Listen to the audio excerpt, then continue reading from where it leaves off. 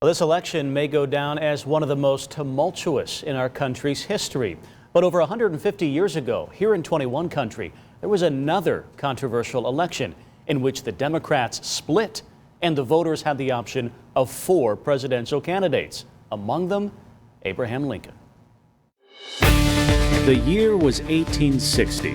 We have Lincoln running for the first time as the Republican nominee. Inside the Allen County Public Library's vaults, artifacts of another controversial race in America's history. Election tickets have changed quite a bit. The candidates?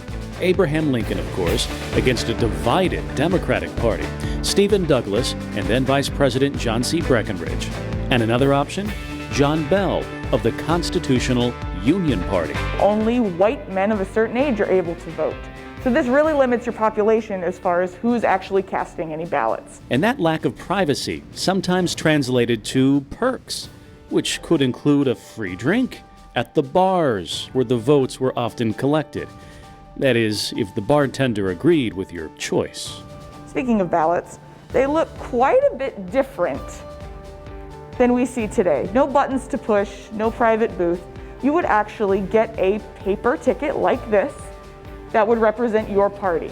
Now, each party printed different tickets according to their district, which means none of them are uniform and none of them look alike. So it's pretty easy to tell the difference between each party that you're voting for. And you can forget about issue voting. Back then, Hoosiers chose their party and they stuck to it. It immediately lists Lincoln and Hannibal Hamlin, his running mate for vice president. It gives you an engraving of the obvious Republican candidate, as well as other offices that were on the Republican ticket.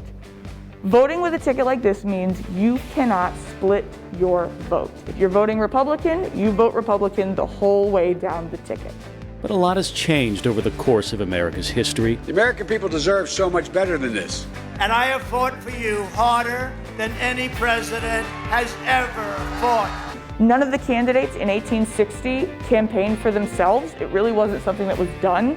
But when it was? It got a little awkward when Stephen Douglas actually kind of campaigned while he was going to visit his mother. He was actually ridiculed for it. Although Lincoln ran as a Republican in 1860, he later changed his party to Constitutional Union. For more information on the library's Lincoln collection here in Allen County, you can head over to our website right now, WPTA21.com.